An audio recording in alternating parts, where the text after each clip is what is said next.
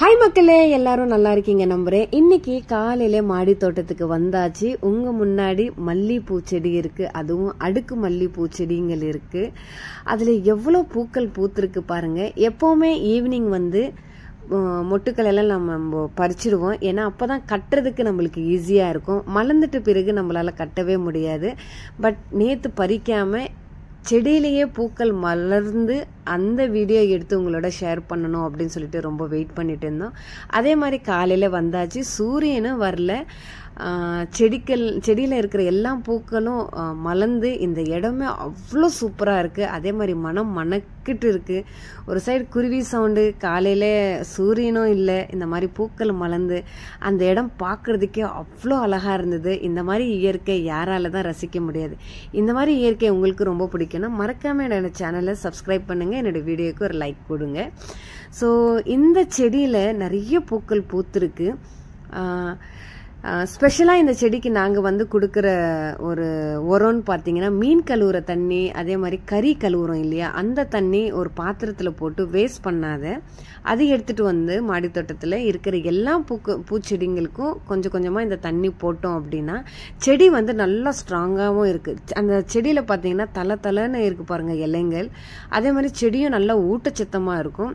சுருங்கி இலைங்கள் காஞ்சி அந்த மாதிரி இருக்கவே இருக்காது. ஸோ நம்ம எந்த அளவுக்கு செடியை கேர் பண்றோமோ அந்த அளவுக்கு நம்ம செடியிலேருந்து காயோ பழமோ பூக்களோ பார்க்கலாம்.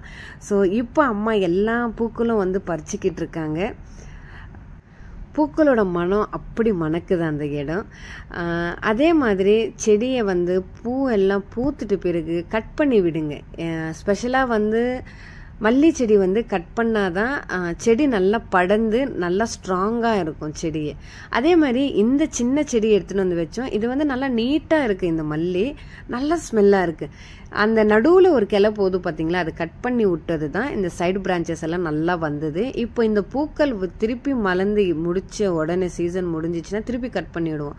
அப்போ சைடு பிரான்ச்சஸ் செடி நல்லா படர்ந்து வரும். ஸோ இந்த மாதிரி நம்ம கேர் பண்ணால் நம்ம நல்லா செடியிலேருந்து பூக்கள் பார்க்கலாம். ஸோ அதுலேயும் பார்த்தீங்கன்னா குட்டி செடியில் ஒரு 6 பூக்கள் நம்மளுக்கு கிடைச்சிது. ஃபைனலாக எல்லா பூக்களும் நம்ம பறிச்சு ஆச்சு. இந்த மல்லிப்பூக்கள் நடுவில்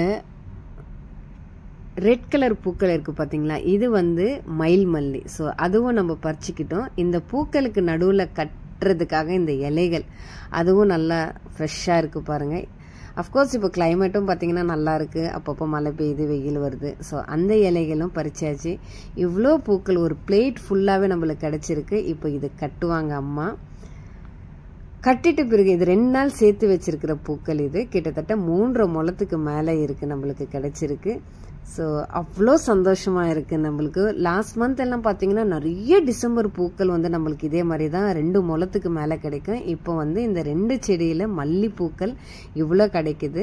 ரொம்ப ரொம்ப சந்தோஷமா இருக்கு. இந்த வீடியோ உங்களுக்கு பிடிச்சிருந்தா மறக்காம என்னோட சேனலை சப்ஸ்கிரைப் பண்ணுங்க, லைக் பண்ணுங்க என்னோட வீடியோக்கு. இதே மாதிரி விளாக்ஸ் நான் போட்டுக்கிட்டே இருப்பேன். என்னோட சேனலுக்கு சப்போர்ட் பண்ணிக்கிட்டே இருங்க. தேங்க்யூ ஃபார் வாட்சிங்.